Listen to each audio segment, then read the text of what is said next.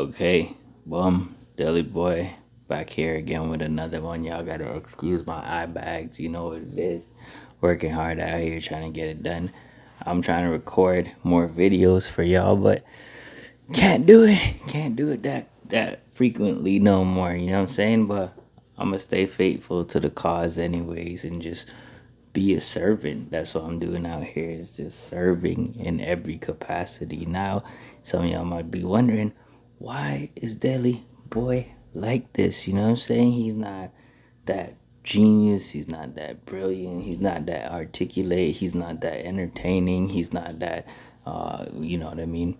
Uh, he's not the greatest communicator in the world. Why does he come on camera every week, embarrassing himself almost? You know what I'm saying? I don't know. I'm just talking nonsense at this point. But basically, what we're talking about today is how to church. That's how I'm titling it. How to church. The subtitle could be something like A Servant's Heart. It's about being a servant, you know what I mean? And that's why I'm here. That's why we do the things we do. Deli Boy is a servant. I'm looking for ways to serve God. I'm looking for ways to serve people. I'm looking for ways to be, I don't know, what do I want to say? Like, effective. I want to be able to maximize my presence here on the earth for that little bit of time we got here on the earth. It's a short time, you know what I'm saying? Who was it? Bon Jovi? Some one of them rock, 80s, 90s type groups that said, we're not here for a long time, we're here for a good time. I'm just kidding. But yeah, the time is short, definitely for sure. And I just want to be, just want to be effective. I want to have an impact on the world around me, which I believe, God is using me in my day to day life to, you know, benefit or to be, a servant in the lives of others around us. But the topic today is how to church. There's This is like advice, basically, that I'm giving to y'all and to people and to myself even for how to do church effectively. And I found that there's probably an aspect of churching, if I can use that word, that is often neglected, that is actually pretty it's a pretty powerful asset to it's a pretty powerful factor to how to live out your Christian life and how to be effective in ministry and how to be an integral part of any community, not just church, but for the sake of this discussion, we're going to apply it to church. But I guarantee you, you take the mold, you apply it anywhere else, and you will become an asset anywhere that you go. And so let's just kind of get into it. And I hope this is kind of going to be beneficial for you guys. Anyways, let's start off by using Jesus as an example, right? We've got the God of the universe, the creator of the heavens and the earth, who comes into flesh and becomes a servant, who subjugates himself to death on a cross. The ultimate, the epitome of, you know, meekness, of humility, of the embodiment of what it means to be a servant, to be to subjugate yourself, or to become someone who is serving, right? A servant, and in the capacity, I like the word meekness because meekness is not weakness, right? Weakness is the inability to do something, while meekness is power under submission, right? Like you have the power to do something, but it's under control. You're controlling it, right? So I might have authority over someone. I might have the ability to, like, I don't know, uh, you know, uh, what would I say, bully someone else or something like that. But instead, I might allow them to, talk to me rough, or, I might be kind and gentle. I might back down from the situation, not because I'm weak, but because I'm meek. And so Jesus is the epitome of this in that sense, right? Let's read some scriptures and, we'll look at this, right? Washing of the feet. Y'all know this story, right? We'll just read it, right? It says, it was just before the Passover festival. Oh, let me tell you, this is John 13, 1 to 17, if you guys want to read along. It was just before the Passover festival. Jesus knew that the hour had come for him to leave this world and to go to the Father. So this means this is just about the time where he's about to get crucified, right? Having loved his own who were in the world, he loved them to the end. The evening meal was in progress, and the devil had already prompted Judas, the son of Simon Iscariot, to betray Jesus. Jesus knew that the Father had put all things under his power and that he had come from God and was returning to God. So he got up from the meal, took off his outer clothing, and wrapped a towel around his waist. Now, you know what I'm saying? This is already a powerful symbol of humility here. Him sort of disrobing and getting into this sort of what would be seen as undignifying sort of posture, right? And sort of like taking off what they mention here as his outer garment. I mean, even in our culture, you can imagine, bruh. I don't know. I feel like I know, Lord forgive me, but you know what I'm saying? Like it's hard. It's hard for like even for me as I'm not God of the universe. I'm not Jesus. You know what I'm saying? But it would be a difficult thing for Daily Boy to get to strip down like that. Even if I just got on my vest and my like, I don't know my like what's the thing I wear? I forget what it's called now. Long johns. You know what I'm saying? Get into my long johns and my bare vest. It's I don't know, but this is an extreme example of humility that Jesus is exemplifying for us here, right? It says, after that, he poured water into a basin and began to wash his disciples' feet, drying them with towels that was wrapped around, drying them with that towel that was wrapped around him. He came to Simon Peter, who said to him, Lord, you are not going to wash my feet. There's a question mark at the end here. Anyways, full disclosure, in Jewish customs, even for now, I go to someone's house and they're like not even Jewish, right? They're just Egyptian, but they have this sort of Jewish sort of culture that's behind them as well. They're from the same sort of, region essentially. And the Coptic Egyptian Christian people, even and the Jewish people, they they see it as a very lowly job for you to touch their feet or to touch their shoes even or their sandals. This is why when Jesus was approaching and John was sort of his forerunner, John was saying, hey, this is the guy whom I'm not even worthy of untying his sandals, right? Because this is something that's lost on us because we don't have the same sort of concept. But this idea is this is a lowly job. In fact, in the Jewish custom at the time, if you were a Jewish slave, you were not allowed to. You still weren't allowed to. You would have to be a Gentile slave in order for you to be able to touch someone's feet, because they seen it as a very like lowly job essentially, right? So here's Jesus actually doing this for his disciples, right? It says Jesus replied, this is verse 7. It says, Jesus replied, you do not realize now what I am doing, but later you will understand. No, said Peter, you shall never wash my feet. Jesus answered, unless I wash you, you have no part with me. Then Simon Peter replied, not just my feet, but my hand and my head as well." Jesus answered, "Those who has had a bath need only wash their feet.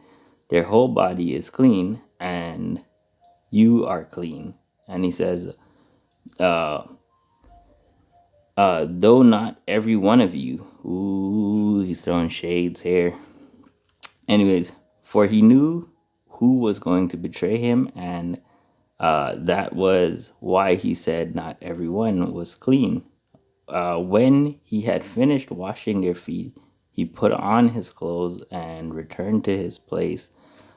"Do you understand what I have done for you?" he asked them.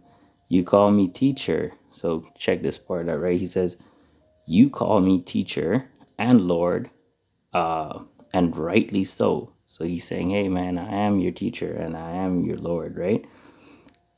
It says, it says, where am I? "Now that I, your Lord," oh, and it says, "For that is what I am." Okay, I don't want to miss that because it ends with "I am." Anytime you see the state Jesus ending a statement with "I am," it's a claim that he is God. Not I guess not every time, but he does this frequently, right? And it's kind of an odd way to end the sentence, anyways, right?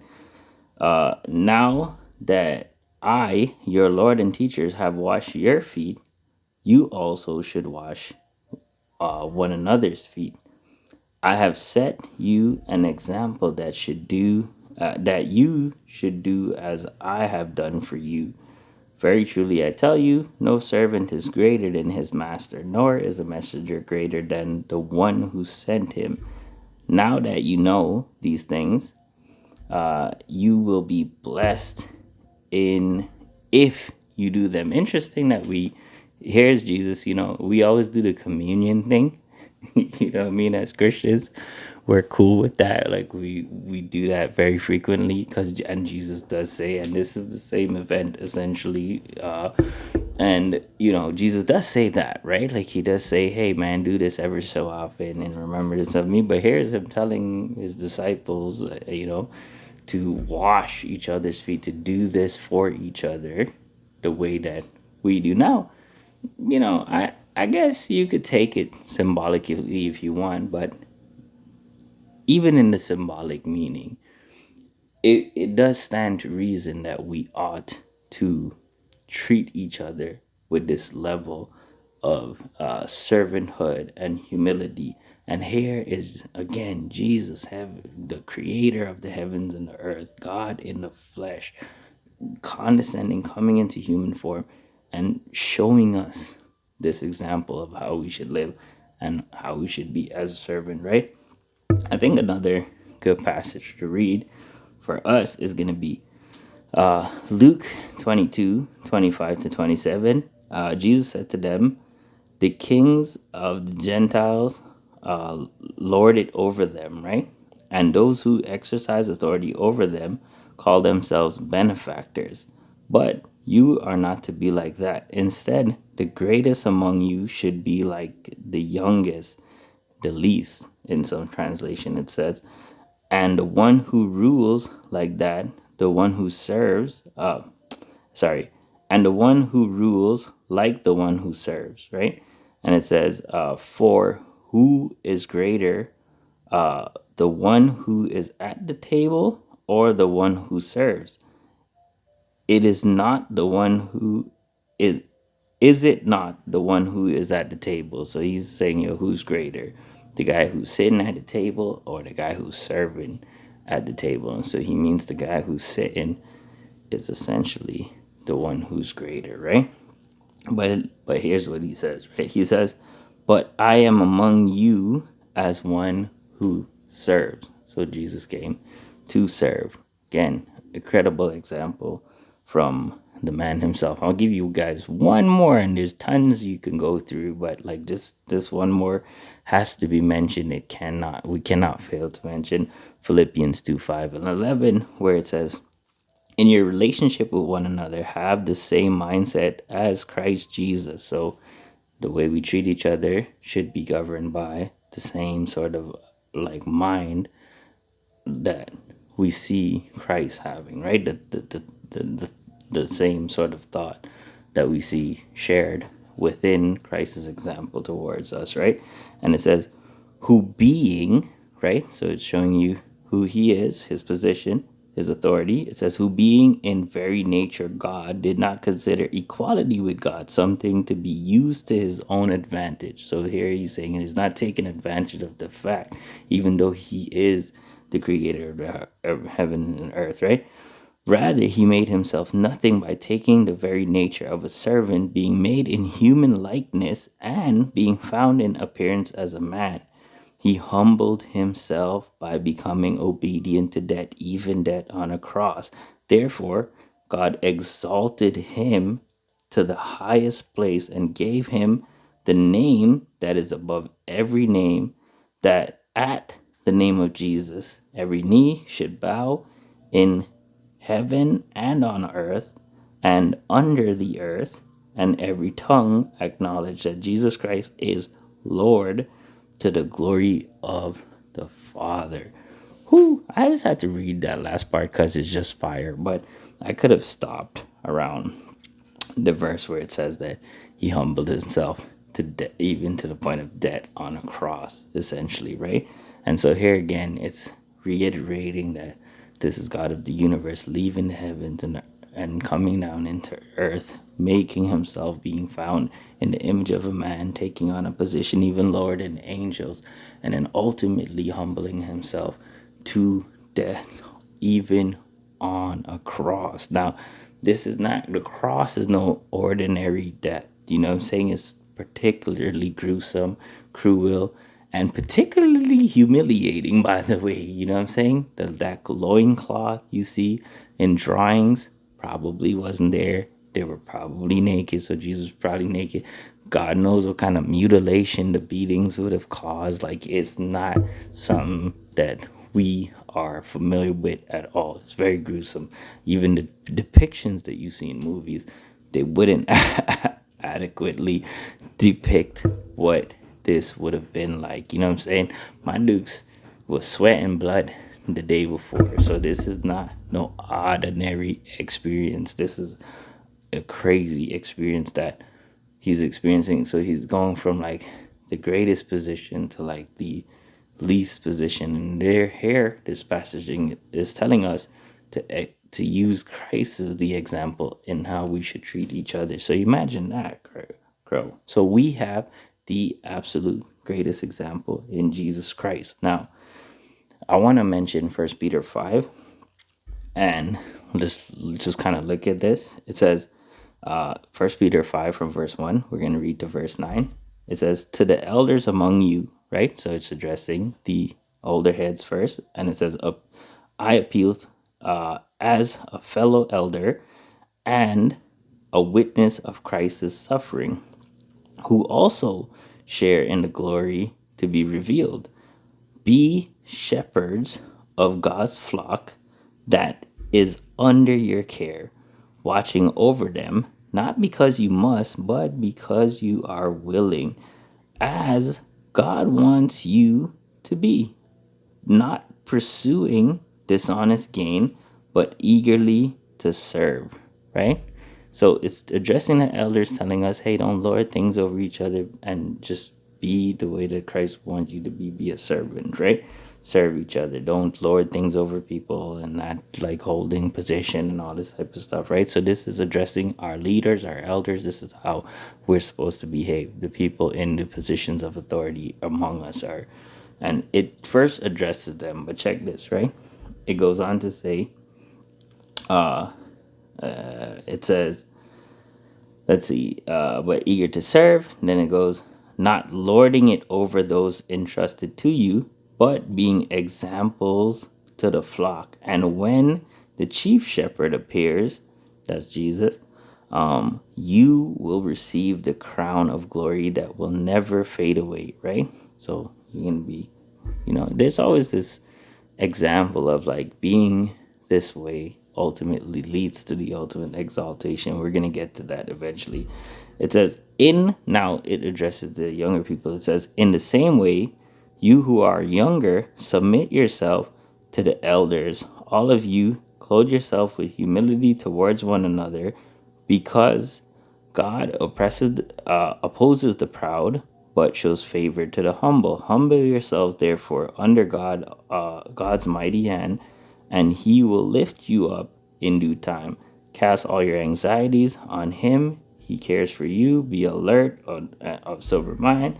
Your enemy, the devil, prowls around like a roaring lion, looking for someone to devour. Resist him. Stand firm in the faith, because you know that the family of believers throughout the world is undergoing the same kind of suffering, right? Believers everywhere has the same sort of cross to bear, if you will, right? And I just wanted to read that out anyways as well. But the main point here is that uh, first it addresses our elders and our leaders and tells them how to serve, and then it goes in. I find it's kind of fascinating. It goes into talking to the younger people, and it tells them likewise. You know what I'm saying? You submit yourself to your leaders. So, and it says in your relationship with each other, be like this. You know what I'm saying? So again, we have the ultimate example from Jesus, and then we're supposed to exemplify that to each other, right? Now, let me talk about some benefits of this in general, and why I think it's really good advice, and why I think it's something we should lock in on and focus on, right? This it makes you.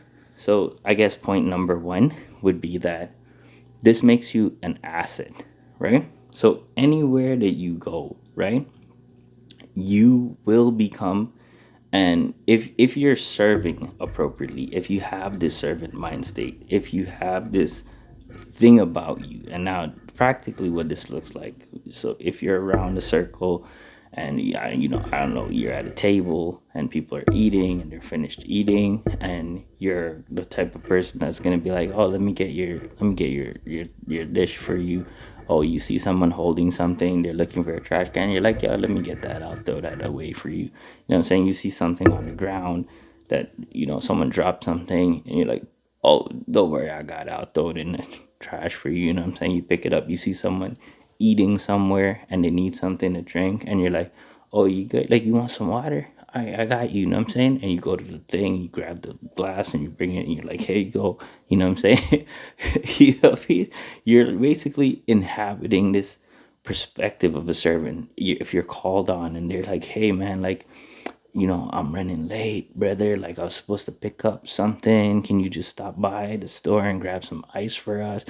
No, don't worry. I got you. You know what I'm saying? I'm going to come through. You know what I'm saying?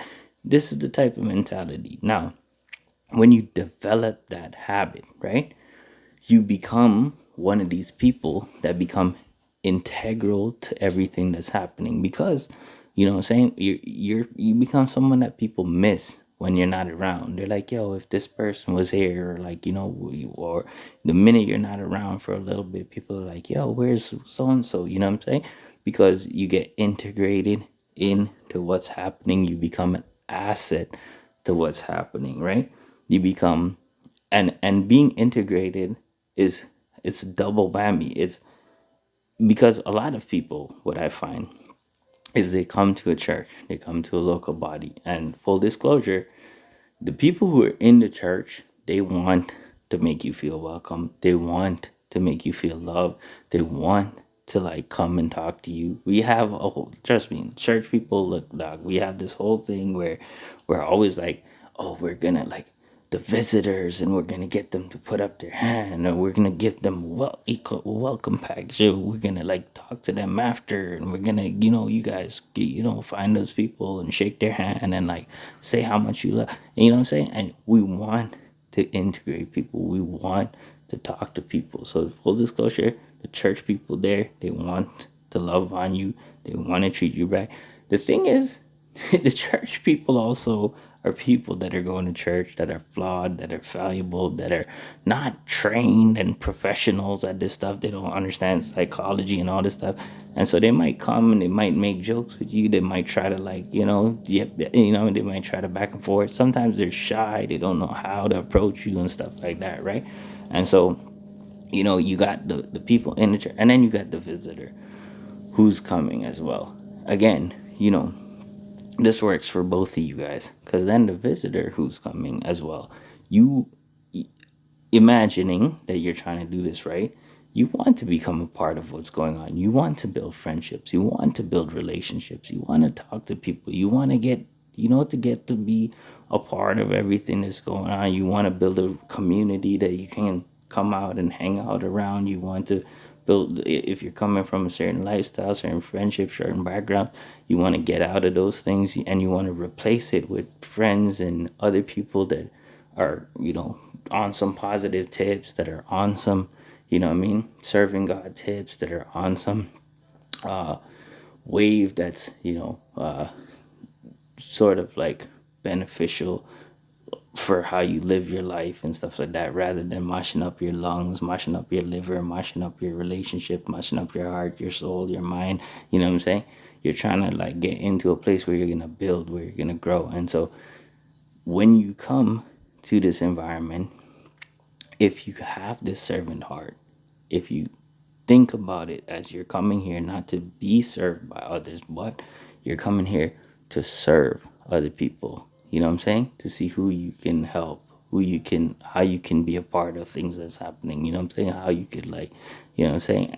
Just in general, it's an easier bounce into creating those friendships as you're around, as you become a person who people understand that they could be like, hey, yo, you know what I'm saying? What are you saying? Like, yo, you want to help us? We're gonna do this thing, or you want to help us today? We have an event. Like, yo, we need someone to help decorate. Like, we need someone to put up something. Like, yo, do you think you can help us? Even to clean something or whatnot.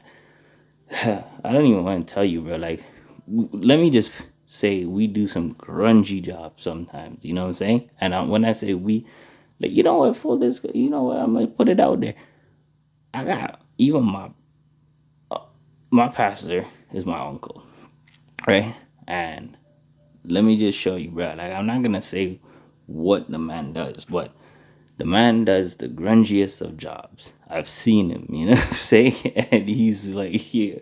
And he does every, yo, dog, the man is out there shoveling snow. The man's there plunging toilets. The man's there cleaning up washrooms. The man's there picking up garbage all over the church, all over the back. Like, I'm walking with him, he's gaffing, he's walking, he's dipping down, he's picking up something. This is who I'm watching. I'm seeing this thing, and I'm like, yo, what?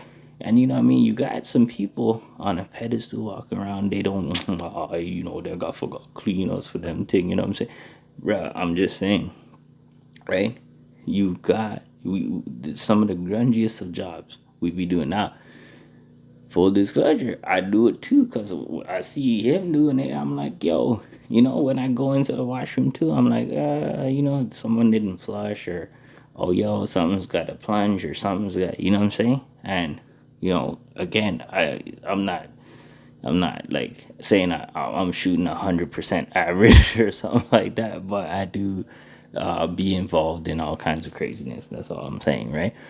And so, this is something that when you're like this, when people can call on you, then eventually you develop into the circle of this. Some people are probably listening to me and they're like, nah, you keep your circle, dog. I'm gonna want it. You know what I'm saying? I get you, but there's more benefits to this, but that is a great way to get integrated into what's happening. That is a great way to build friendships and to be a part of things and to, like, build bridges and community and all that type of stuff, is this idea of having a servant's heart. Let's see what else I got for you guys. It inspires you to do more. So, maybe that could be point number two, right? So let me show you how this works really, right?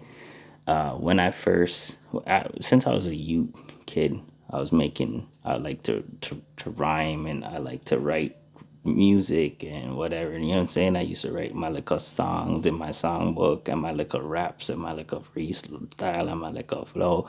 And I had these books and books and books of like bare content, you know what I mean? And then I'd lose the books and fill out the next book. And then when computers was around, I started typing into them word things and filling up word things and losing it and losing access, whatever, getting deleted, computer gone, mash up, whatever, right?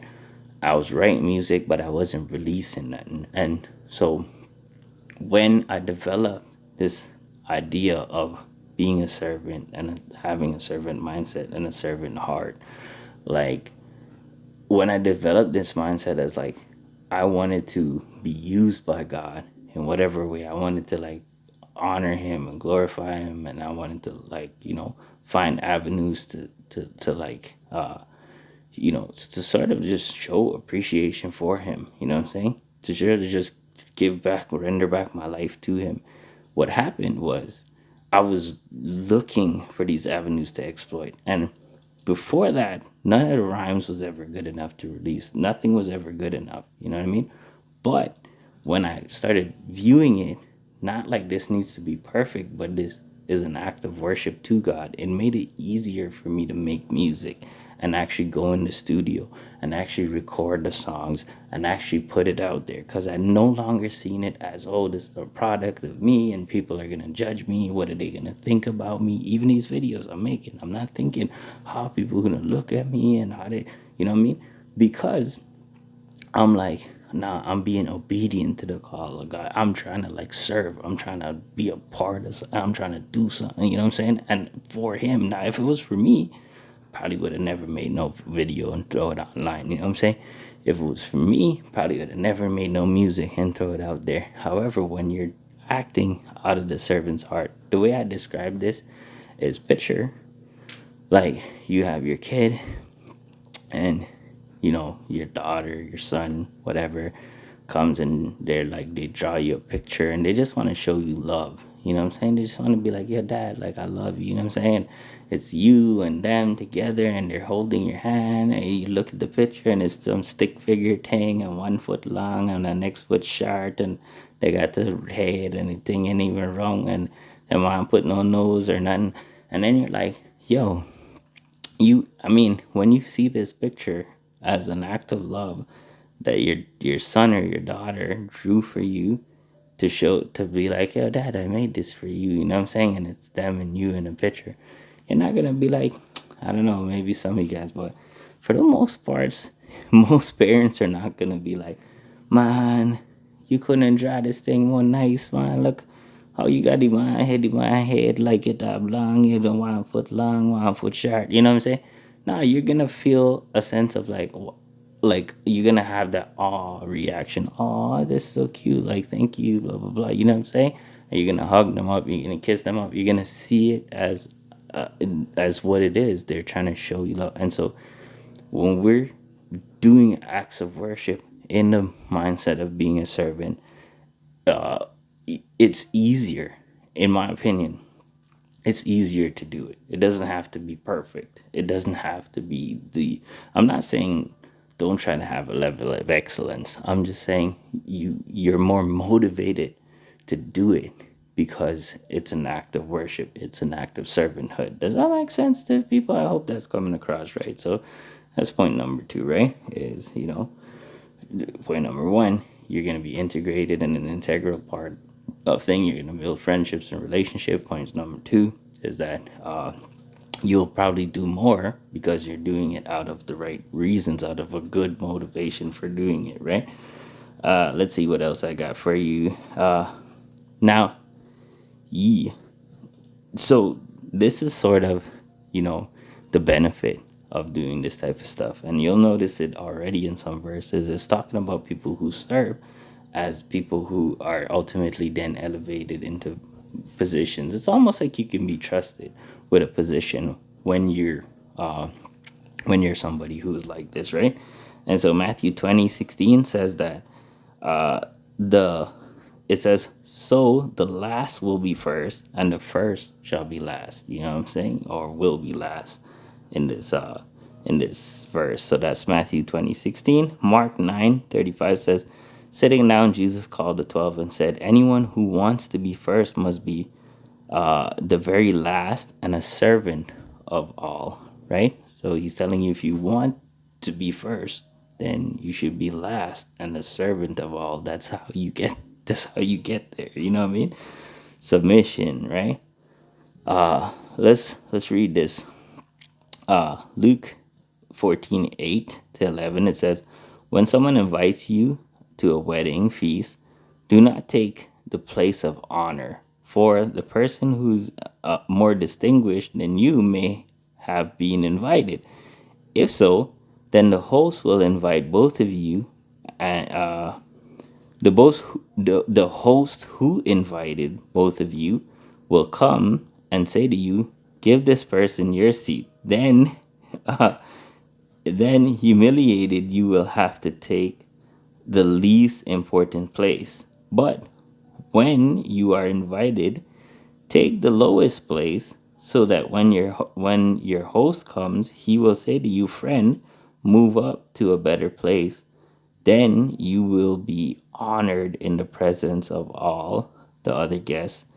And it goes on to says, for all those who exalt themselves will be humbled, and those who humble themselves will be exalted.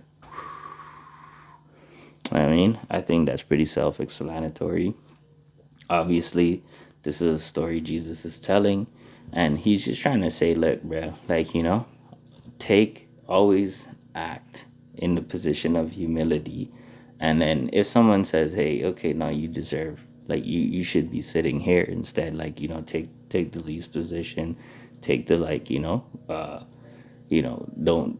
And this is something we see with the Pharisees a lot. They like to dress up, they like to get the big phylacteries, and they like to bind up thing on their head, and they like to distinguish positions, and they like to flow through, you know what I'm saying, like, oh, look at me, I'm a star, you know what I'm saying, you know what I mean. But here is God teaching you not to be like those guys, not to be wanting to be seen for your many words, not to be want to be seen because you're praying in front of people in public, not because, what I'm saying, don't go bow down on the street like the Mozzies. I'm just, but basically, don't. In fact, he says, don't keep praying with meaningless repetitions. No, no, no. Anyways, but like, he's telling you not to be like that guy. Don't be that guy. Be somebody who's humble, and then you'll be exalted. So there's an ultimate benefit to doing this as well. Let me just wrap up with this, my own sort of story. I believe what happened with me, right, is, and I was talking to one of the sisters from my church, my pastor's wife, actually, and you know, we were just talking about, how God uses things in our lives to, and has repositioned it for his glory and for his kingdom. When I was in the streets, I always kind of had this sort of servant type of thing, right? Like, in a way, right? Like, I always like to make people comfortable. I always like to make people happy. I think when I was growing up too, like, my parents were doing pretty good, and my friends would be able to come over and hang out, and they would have, like, things at their disposal. Like, what I'm saying, we would be able to, them days, it's just like getting drinks from the shop, and sharing a drink with your brethren, and busting on a lemonade, and, like, what I mean, getting a tennis roll and cutting a big piece of cheese and putting it in that tennis roll and eating that tennis roll and cheese and drinking a lemonade or something like that. Them side of things, you know what I'm saying? But my friends were litty around me. You know what I mean? It seems super humble now. That in them days it meant something, you know what I mean? But I think I grew up with that, and then when I became more of like a drinker, man, and those type of things, I was out there with I would come home from work. I would go spend my money. I would buy all the drinks I know all my friends like. You know what I'm saying? This guy likes Patron. That guy likes Henny. This guy likes this. You know what I'm saying? I had everything on me. I'd have my ice ready, set up. You know what I'm saying? I'd get, bruh, I'm going to the mall. I'm getting full on outfit. You know what I mean? $100 outfit. Them times your boy didn't really have money like that. But, you know what I mean? I was trying my thing with what I had. And so I was working with the $20 shoe, the $20 pants, you know what I'm saying? That type of thing, $15, $20. But I was getting a fit. You got to say, like, every weekend or every other weekend. And I was ready for the road, you know what I'm saying? I'm getting my ice, getting my drinks, getting everything ready. And when you pulled up on me, I had like the whole setup. Now, in the kingdom, I realized that God repurposed that too. I'm very good at this type of stuff now, getting ice and setting up and getting the drinks and going to Costco and getting all the stuff, and it's easy for me. You know what I mean? Because I've been training my whole life for this. You know what I'm saying? You throwing events and whatnot.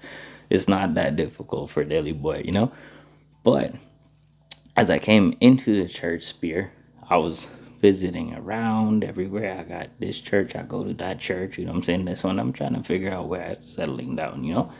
Eventually, almost COVID was about to drop. We didn't even know COVID was about to drop, but God knew. And so our church was moving towards setting up, the whole online ministry. We had to revamp and rebuild a bunch of stuff to accommodate this new feature for our church. And I just happened to be kind of lagging around in between churches. My guys would see me pop up there every so often. Full disclosure, I would go to like two different services, three different services on a Sunday. Sometimes I would go to this one early, go to that one in the afternoon, all kind of madness anyway. But they reached out. They're saying, "Yo, fam, what you saying? Like, you want to help us, blah, blah." And at this time, I was good. I wasn't really that busy.